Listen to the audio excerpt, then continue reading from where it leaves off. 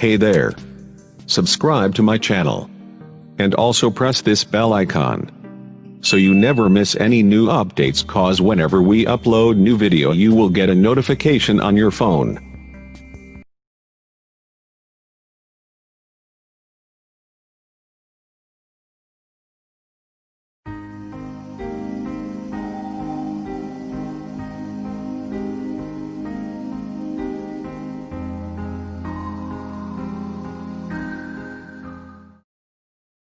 بسم الله الرحمن الرحیم. شروع اللہ کے نام سے جو بڑا مہربان نہایت رحم والا ہے.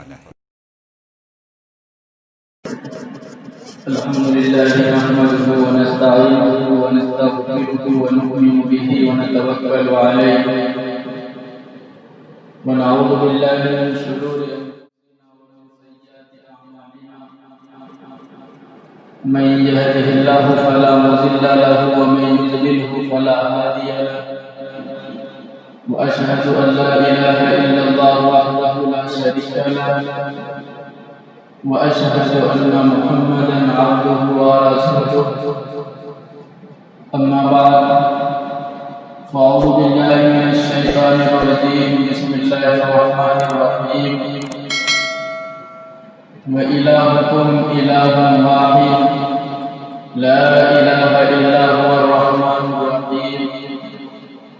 وقال في موضع آخر والذين اتخذوا من دونه أولياء ما نعبدوهم إلا ليقربونا إلى الله زلفى إن الله يحكم بينهم فيما هم فيه يختلفون. وقال النبي صلى الله عليه وسلم اللهم لا تجعل قبري وثني يعبد أو كما قال عليه الصلاة والسلام. توحید تو یہ ہے کہ خدا حشر میں کہہ دے، توحید تو یہ ہے کہ خدا حشر میں کہہ دے یہ بندہ تو عالم سے صفا میرے لیے ہے. حاضرین محترم، سامعین مکرم، میرے محترم بزرگوں، دوستوں اور اسلامی بھائیوں، السلام علیکم ورحمۃ اللہ وبرکاتہ. ابھی میں نے آپ حضرات کے سامنے قرآن مقدس کی جو 2 آیت کریمہ تلاوت کرنے کا شرف عظیم حاصل کیا ہے. میں چاہتا ہوں کہ آج انہی 2 آیتوں کو اپنا موضوع سخن بنا کر آپ حضرات سے باتیں کروں، آپ حضرات کے سامنے کچھ کہوں. اس وقت میں نے آپ حضرات کے سامنے قرآن مقدس کی جو 2 آیت کریمہ تلاوت کی ہیں، یہ آیت کریمہ سورہ بقرہ اور سورہ زمر کی ہے، جن کا ترجمہ یہ ہے: اے لوگو، تمہارا معبود ایک اللہ ہے، اس کے علاوہ کوئی معبود برحق نہیں ہے. وہ رحمان ہے، رحیم ہے، کریم ہے، غفار ہے. اور جو لوگ خدا وحدہ لا شریک لہ کو چھوڑ کر دوسروں کو اپنا ولی بنا لیا، دوسروں کو اپنا مالک بنا لیا، دوسروں کو اپنا مشکل کشا بنا لیا، تو اللہ تبارک و تعالیٰ قیامت کے دن ان کو بتائے گا. اور پھر میرا اللہ کہتا ہے وہ لوگ مجھے چھوڑ کر جو دوسروں کو اپنا ولی بنا لیے ہیں، اور وہ لوگ یہ کہتے ہیں کہ ہم ان کی عبادت، ان کی پوجا اس لیے کرتے ہیں تاکہ یہ ہمیں اللہ سے قریب کر دیں گے، اللہ کے نزدیک کر دیں گے. میرا اللہ کہتا ہے کہ قیامت کے دن میرا اللہ ان کے درمیان اور ان چیزوں کے درمیان جن میں یہ لوگ اختلاف کر رہے ہیں فیصلہ کرے گا. میرے بھائیوں، اسلام کی بنیاد 5 چیزوں پر ہے، ان میں سب سے زیادہ اہمیت کے حامل توحید ہے. اگر توحید میں ضعف آ جائے اگر توحید میں آمیزش ہو جائے، ملاوٹ ہو جائے، کمزوری آ جائے، زلزلہ آ جائے، تو اس کا کوئی عمل عند اللہ قبول نہ ہوگا، اس کا کوئی عمل اللہ تبارک و تعالیٰ کے نزدیک قبول نہیں ہے۔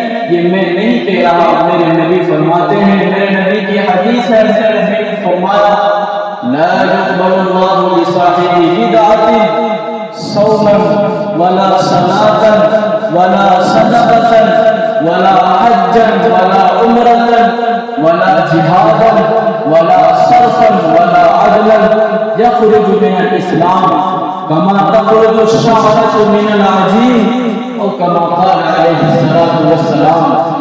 میرے بھائی، میرے نبی فرماتے ہیں اگر کوئی انسان، کوئی مسلمان، کوئی شخص دین میں نئی چیزوں کو ایجاد کرے گا، اپنی طرف سے اگر دین میں کوئی چیز لائے گا، اپنے طرف سے اگر دین میں کوئی چیز بڑھاوا دے گا، اس کا کوئی عمل میرا اللہ کے نزدیک قبول نہیں ہے، میرا اللہ اس کا کوئی عمل قبول نہیں فرمائیں گے۔ کون کون سا عمل ہے اللہ اس کا قبول نہیں کرے گا؟ میرے نبی فرماتے ہیں نہ اس کی نماز قبول ہوگی، نہ اس کی زکات قبول ہوگی، نہ اس کے صدقے قبول ہوں گے، جہاں تک کہ نہ اس کا حج قبول ہوگا، ولا عمرہ، نہ اس کا عمرہ قبول ہوگا، نہ اس کے سنت و نوافل قبول ہوں گے۔ کوئی عمل میرے بھائی، میرے اللہ کے نزدیک ایسے شخص کا قبول نہیں ہے، جہاں تک کہ میرے نبی نے فرمایا ایسے شخص کا اگر وہ جہاد بھی کرے گا تو جہاد بھی اس کا پھر اللہ قبول نہیں فرمائے گا۔ میرے بھائی، اگر کسی شخص کی عقیدہ توحید میں کمزوری آ جائے، اگر کسی کے عقیدہ توحید میں ملاوٹ ہو جائے، اس کا کوئی عمل عند اللہ شرط قبولیت سے ہمکنار نہیں ہے، چاہے وہ دنیا کے اعتبار سے کتنے بڑے تہجد گزار کیوں نہ بن جائے، چاہے وہ دنیا کے اعتبار سے کتنے بڑے علامہ کیوں نہ ہو جائے، چاہے وہ دنیا کے اعتبار سے کتنے بڑے سنت و نوافل کے پابندی کرنے والے کیوں نہ ہو جائیں، لیکن اگر ان کے عقیدہ توحید میں ملاوٹ ہے، کھوٹ ہے، کمزوری ہے، تو ایسے شخص کا میرا اللہ کوئی عمل قبول نہیں کرے گا، سارے کے سارے اعمال حق ہو جائیں گے، ضائع ہو جائیں گے، بیکار ہو جائیں گے، اور قیامت کے دن اور آخرت میں ایسے شخص کو اس عمل کا کچھ بھی اجر و ثواب نہیں ملے گا۔ میرے بھائی، توحید کی حقیقت کو جانیے، یہ توحید کیا ہے؟ حضرت آدم علیہ السلام سے لے کر ہمارے نبی آخر الزمان شہنشاہ دو عالم صلی اللہ علیہ وسلم تک بے شمار نبی پیغمبر اس دنیا میں تشریف لائے ہیں، تاریخ شاہد ہے، تاریخ گواہ ہے، میرے نبی کی حدیث اس بات پر بیقین ثبوت ہے کہ بہت سارے انبیاء کرام علیہ السلام اس دنیا میں تشریف لا رہے ہیں، لیکن سارے کے سارے انبیاء علیہ السلام کا پیغام ایک تھا، ہر نبی کا مشن ایک تھا، ہر نبی کی دعوت ایک تھی، ہر نبی کا پروگرام ایک تھا۔ وہ کون سا مشن تھا؟ وہ کون سا پروگرام تھا؟ وہ کون سا پیغام تھا؟ وہ کون سی دعوت تھی؟ وہ دعوت یہی عقیدہ توحید کی دعوت تھی۔ اسی عقیدہ توحید کو پھیلانے کے جرم میں، اسی عقیدہ توحید کو عام کرنے کے جرم میں، اسی عقیدہ توحید کو لوگوں کے دلوں میں کھیر بنانے کے جرم میں ابراہیم علیہ السلام کو آگ کے اندر ڈالا گیا۔ اسی عقیدہ توحید کو پھیلانے کے جرم میں، عام کرنے کے جرم میں حضرت موسیٰ علیہ السلام کے اوپر ظلم و ستم کے پہاڑ توڑے گئے۔ اسی عقیدہ توحید کو عام کرنے کے جرم میں عیسیٰ علیہ السلام کے اوپر سولی کی تدبیریں کی گئی۔ اسی عقیدہ توحید کو پھیلانے کے جرم میں، اسی عقیدہ توحید کو عام کرنے کے جرم میں حضرت جرجیس علیہ السلام کو کھولتے ہوئے تیل میں گرم تیل میں ڈال دیا گیا، ڈال کر ان کو بھون دیا گیا۔ کسی عقیدہ توحید کو پھیلانے کے جرم میں حضرت زکریا علیہ السلام کو آگ کے نیچے ڈال کر ان کو چیر دیا گیا۔ ہاں میرے بھائیوں، تاریخ کے اولاد کو پلٹ کر دیکھو، انبیاء کرام علیہ السلام کی تاریخ آپ کو ملے گی۔ اس عقیدہ توحید کے لیے انہوں نے کیسی کیسی قربانیاں دیے، صحابہ نے کیسی کیسی قربانیاں دیے۔ آگے میں آپ کو آگے لے کے چلتا ہوں۔ کسی عقیدہ توحید کو مضبوطی سے تھامنے کے جرم میں بلال حبشی رضی اللہ تعالی عنہ کو مکہ کی سرزمین پر، ریتیلی زمین پر، تپتی ہوئی زمین پر لٹا کر، ننگے بدن لٹا کر ان کے سینوں پہ چٹان رکھا گیا۔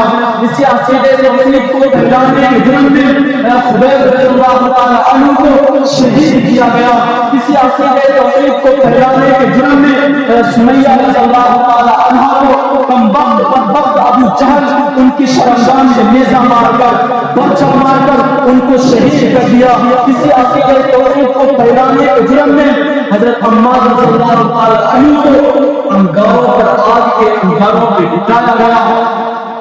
میرے بھائی، اس عقیدہ توحید کو ہم مضبوطی سے تھامیں، اس عقیدہ توحید میں ہم دوسرے کو نہیں ملائیں، کسی پیر ولی کو اپنے آقا نہ بنائیں۔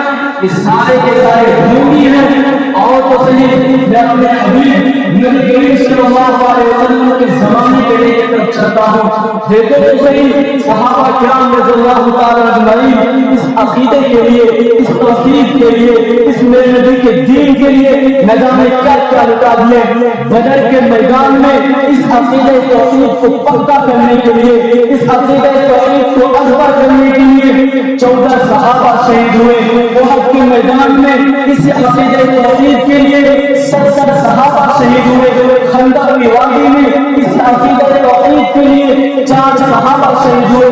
بیعت معونہ میں اس عقیدہ توحید کے لیے 70 صحابہ شہید ہوئے۔ بنو نجار کے علاقے میں اس عقیدہ توحید کو مضبوطی سے تھامنے کے جرم میں 7 صحابہ شہید ہوئے اس عقیدہ توحید کے لیے۔ اور بھی بہت سارے جنگ ہیں۔ بنو نجار کے علاقے میں 19 صحابہ شہید ہوئے۔ معرکہ حنین میں 19 صحابہ شہید ہوئے۔ اور صلح حدیبیہ کے راستے میں اس عقیدہ توحید کے لیے 60 صحابہ شہید ہوئے۔ اور خبیب رضی اللہ تعالی عنہ اسی کے لیے شہید ہوئے۔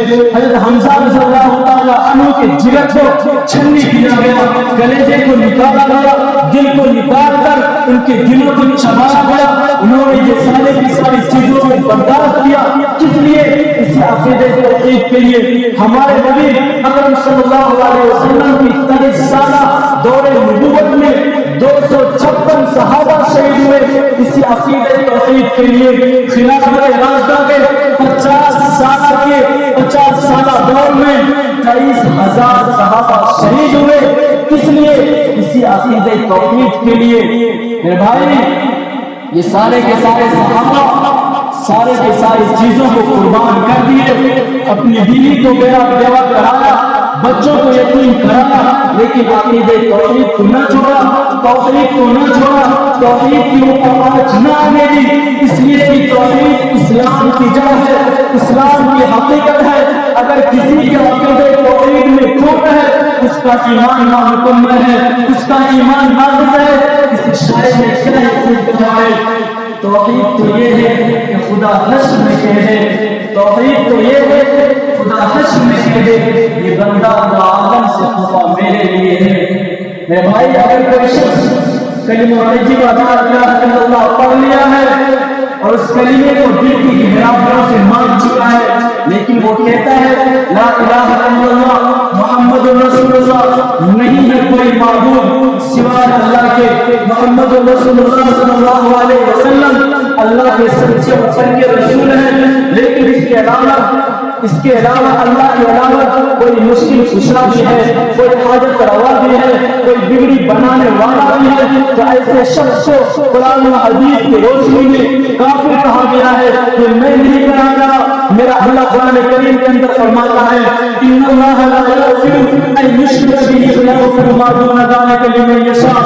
اگر کوئی شخص اللہ کے علاوہ کسی کو شریک کرتا ہے، کسی کو مشکل کشا بناتا ہے، کسی کو حاجت روا مانتا ہے، میرا اللہ کہتا ہے اس کا کوئی بھی چیز قبول نہیں ہے، ایسے شخص کو میرا اللہ کبھی معاف نہیں کرے گا. میرے بھائیوں، دوسرے مقام پر میرا اللہ نے فرمایا وَمَن يُشْرِكْ بِاللَّهِ فَقَدْ حَرَّمَ اللَّهُ عَلَيْهِ الْجَنَّةَ وَمَأْوَاهُ النَّارُ.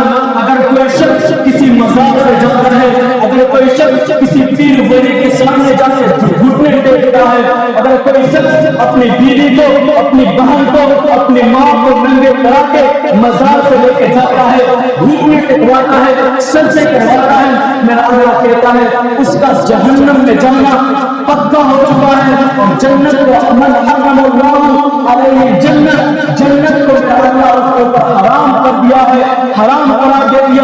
آگے میرے نبی نے فرمایا میں یدعو من دون اللہ ندا دخل النار. ایسا شخص جہنم میں جا کر کنفرم ہو چکا ہے، پکا ہو چکا ہے، ایسا کرنے والا شخص جہنم میں جائے گا.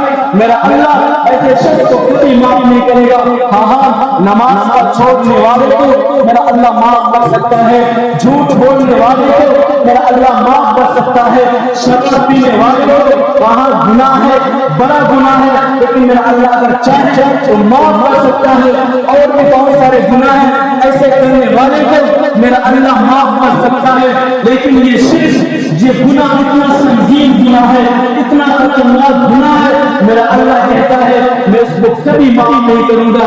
اس کا ٹھکانہ جہنم ہے، اور جنت کو میں نے ایسے شخص کو حرام قرار دیا ہے. میرے بھائی ذرا سوچو تو صحیح، آج ہم کس چیز کی طرف جا رہے ہیں؟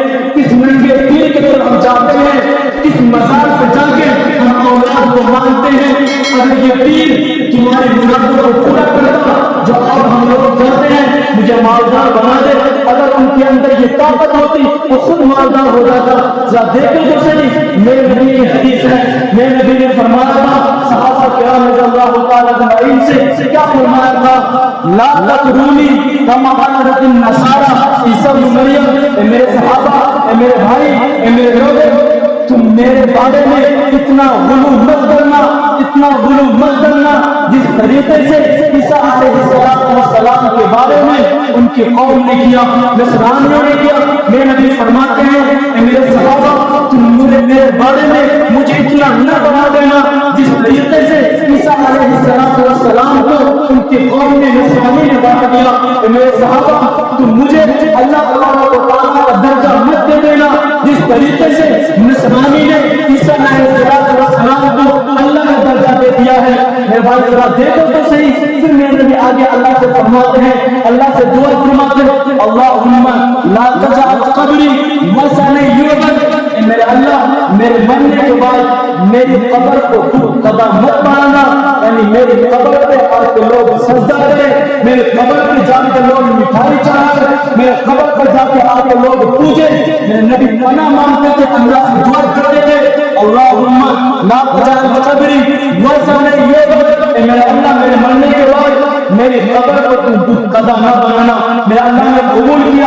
ارے میرے بھائی بھائی کے اندر ذرا سوچو تو صحیح، ہمارا دین کہاں سے چلا، کہاں سے نکلا ہے؟ مکہ اور مدینہ سے. میرے پیارے نبی کے ذریعے مکہ اور مدینہ سے چلا.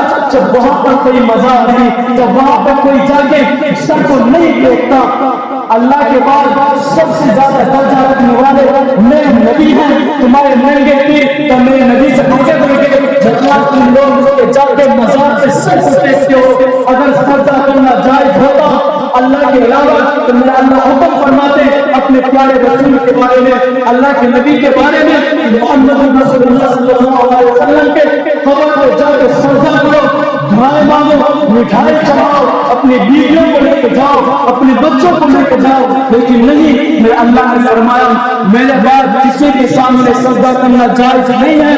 میرے نبی خود فرمایا کرتے تھے لوگوں، میرے صحابہ، اللہ کے علاوہ کسی کے سامنے سر جھکانا، کسی کے سامنے سر کو ٹیکنا، کسی کے سامنے جا کے دعائیں مانگنا، کسی کا مزار بنا کے اس کی پوجا کرنا جائز نہیں ہے. اگر اللہ کے علاوہ کسی کے سامنے سجدہ کرنا جائز ہوتا تو میں حکم دیتا کہ بیویوں کو وہ اپنے شوہر کو سجدہ کرے، اپنے مرد کو سجدہ کرے، اپنے شوہر کو سجدہ کرے، لیکن نہیں، میرے اللہ نے کسی کے سامنے اپنے علاوہ سجدہ کرنا جائز نہیں قرار دیا ہے۔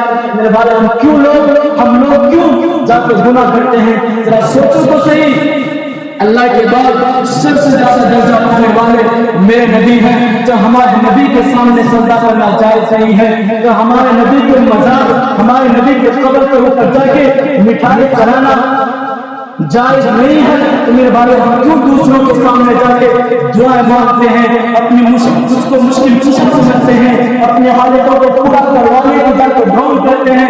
میرے بھائی یہ گناہ ہے۔ قبروں پہ جا کے قبروں کا مزار بنانا، وہاں پہ جا کے مٹھائی چڑھانا، وہاں پہ جا کے اپنے لیے دعا مانگنا، وہاں قبرستان جا سکتے ہیں، قرآن کریم کی آیتیں پڑھ کے مردے کے لیے دعا کر سکتے ہیں، لیکن یہ نہیں کہ آپ جو مرے ہوئے ہیں، جو قبر کے اندر ہیں، اس سے آپ اپنا حالت پورا کروائے۔ جو قبر کے اندر مرے ہوئے ہیں اس سے ہم مانگیں میرے بچہ پیدا کرا دے، میرا مشکل حل کروا دے، نہیں میرے بھائی نہیں، ایسا کرنا حرام ہے، ایسا کرنا جائز نہیں ہے۔ میرے نبی نے فرمایا ایسا کرنے والا سب سے جہنمی ہے، مشرک ہے۔ میرے اللہ نے تو جہاں تک فرما دیا اللہ کے علاوہ کسی کے سامنے سجدہ کرنے والا کافر ہے، میرا اللہ ایسے کرنے والے کو کبھی معاف نہیں کرے گا۔ میرے بھائی اس چیز کی طرف ہم دھیان دیں، دیکھو تو صحیح صحابہ کرام کی زندگی کو تو دیکھو، کیا صحابہ کرام کبھی کسی مزار سے گئے تھے؟ صحابہ نے کیا اپنے نبی کے قبر کو مزار بنایا؟ میرے نبی نے کیا دوسرے نبی کے قبر کو مزار بنایا؟ صحابہ نے کیا نبی کے قبر پہ جا کے مٹھائی چڑھائی، ان سے اپنے اولادوں کو مانگا، ان کو اپنا مشکل کشا بنایا؟ نہیں، جب صحابہ نے نہیں کیا، تابعین نے نہیں کیا، تابعین نے نہیں کیا، ہمارے اماموں نے نہیں کیا، بزرگان دین نے نہیں کیا، علماء کرام نے نہیں کیا، تو تمہارے ننگے پیر کہاں سے آ گئے؟ میرے بھائی جو آج ہم لوگ جا کے گناہ کرتے ہیں، میرے بھائی توبہ کریں، اس چیز سے ہم توبہ کریں۔ آج ہمارے اندر ایک چیز پیدا ہو گئی، انسان کو جس چیز کے اندر مزہ آتا ہے وہ چیز آج ہم لوگ کرنے کے لیے دوڑتے ہیں، مزاروں پر جاتے ہیں، قوالیاں کراتے ہیں، عرس نکالتے ہیں، جو جائز بھی نہیں ہے، لیکن انسان کی ساری چیزوں کو کرتے ہیں۔ لیکن نماز فرض ہے، نماز کو چھوڑنے والا گنہگار ہے۔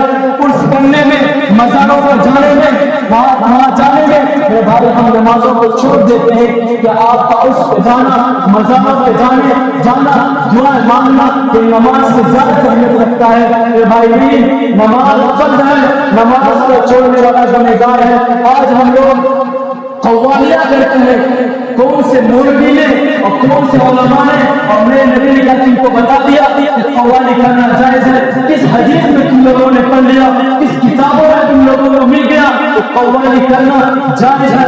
میرے بھائی میرے نبی کی حدیث میں، میرے نبی کے زمانے میں واقعہ ہے، میرے نبی کے زمانے میں ایک شخص کا انتقال ہوا، میرے نبی اس کے جنازے میں گئے، اس کو دیکھنے کے لیے گئے تو کچھ عورتیں قوالی نہیں کر رہی تھی، ناچ گانے نہیں کر رہی تھی، کچھ عربی کے اشعار پڑھ رہے تھے اور ایک دف یا دف ہوتا ہے تو اس کو ایک بجا رہی تھی۔ میرے نبی نے جب دیکھا کہ اس کو بجا رہے ہیں تو میرے نبی نے اس کو منع کیا، فرمایا ایسا کرنا جائز نہیں ہے۔ اس طریقے سے میں کیا کرو، اگر تم کو کچھ پڑھنا نہیں ہے اشعار نہ پڑھو، دوسری چیزوں کو نہ پڑھو، قرآن کریم پڑھو، درود شریف پڑھو اور یہ مت بجایا کرو۔ میرے بھائی آج قوالی میں کیا ہوتا ہے، جب میرے نبی عربی پڑھنے کو اور اشعار پڑھا کرتے تھے، وہ بھی بیکار کی چیزیں والی اشعار نہیں تھی، اس کے ذوق میں، ان کے مرنے کے دکھ میں وہ اشعار پڑھ رہی تھی، اس کو بجا رہی تھی۔ میرے نبی نے جب دیکھا تو اس کو منع کیا۔ میرے بھائی آج قوالی میں کیا ہوتا ہے، نہ جانے کیسے کیسے الفاظ بولے جاتے ہیں، اس کے اوپر وہ ڈی جے بجایا جاتا ہے۔ میرے بھائی اسلام میں جائز نہیں ہے، کسی بھی سرزی اور طاقت اسلام میں جائز نہیں ہے۔ ہاں نعت، جس نعت میں بھی، جس قرآن میں پڑھ رہی جس نعت میں بھی ڈی جے ہو، جس نعت میں بھی سرنگی اور طبلے کی تاج ہو، ایسا نعت شریف بھی، ایسا نظم بھی، ایسا حمد بھی میرے بھائی سننا جائز نہیں ہے، حرام ہے۔ کہ آپ کو شک ہے میرے سے بات کریں، میں آپ کو دلیل کے ساتھ دکھا دوں گا کہ قرآن کریم کا جس قرآن کریم کی آیت کے اندر طبلے کی سن ہو، ناچ ہو اور اس میں طبلے کی آواز ہو، ایسے قرآن کریم کو سننا جائز نہیں ہے۔ نظم کو ایسا سننا جائز نہیں ہے، نعت کو ایسا سننا جائز نہیں ہے۔ میرے بھائی ساری کی ساری چیزوں سے ہم توبہ کریں، جو آج ہمارے مزاروں پر جا کے قبروں کو میرے بھائی سے ہم اندازہ کرتے ہیں، ہم مزار مزاروں پہ جاتے ہیں، وہاں جا کے دعا کرتے ہیں، وہاں جا کے گھنٹی بجاتے ہیں، وہاں جا کے مٹھائی چڑھاتے ہیں، تو ہم میں غیر قوم میں کیا رہ گیا ہے؟ غیر قوم بھی جاتا ہے، گھنٹی بجاتا ہے، سر کو ٹیکتا ہے، ہم بھی جاتے ہیں، قبر پہ جاتے ہیں، سر کو ٹیکتے ہیں، مٹھائی چڑھاتے ہیں، دعا مانگتے ہیں، ہاتھ اٹھا کے اس سے دعا مانگتے ہیں جو قبر کے اندر پڑا ہوا ہے۔ اور دیور کے اندر بھی غیر قوم بھی دیور کے اندر جاتا ہے، مٹھائی چڑھاتا ہے، گھنٹی بجاتا ہے، وہ بھی سر کو ٹیکتا ہے، اور غیر قوم میں اور ہم نے میرے بھائی کیا فرق رہ گیا؟ میرے بھائی اپنے دماغ کو تو دوڑاؤ، اپنے ذہن کے عقل کو تو کھول کے ذرا سوچو میرے بھائی ہم کیا کر رہے ہیں، جس پنکھی نے ان کو بہکا دیا، آج ہم لوگ بہہ چکے ہیں، نہ جانے کیسے کیسے گناہ کرتے ہیں۔ میرے بھائی ان سارے گناہوں سے توبہ کریں، ایسا کرنا جائز نہیں ہے، حرام ہے، ایسے کرنے والے کو میرا اللہ کبھی معاف نہیں کرے گا، ایسا کرنے والا مشرک ہے، یہاں تک میرا اللہ نے اس کو کافر قرار دیا، میرے نبی نے تو فرما دیا ایسا کرنے والا، مزاروں پر جانے والا، اللہ کے علاوہ کسی کے سامنے ہاتھ پھیلانے والا، کسی کو مشکل کشا ماننے والا، کسی کو حالت ہوا ماننے والا، میرے نبی نے فرمایا وہ کافر ہے اور جہنم میں جانا اس کا پکا ہو چکا ہے۔ کہ اللہ نے قرآن کے اندر فرمایا، قرآن کریم کے اندر من حرم اللہ علیہ جنت، یعنی جنت کو اس کے اوپر حرام قرار دیا ہے، وہ جنت میں کبھی بھی نہیں جائے گا ایسا کرنے والا شخص۔ امید کرتا ہوں کہ آپ لوگ میری باتوں کو سمجھ چکے ہوں گے، ان سارے خرافات کو نئی رسم سے ہم سارے لوگ توبہ کریں گے۔ وآخر دعوانا الحمدللہ رب العالمین۔ جو اللہ سبحانہ و تعالی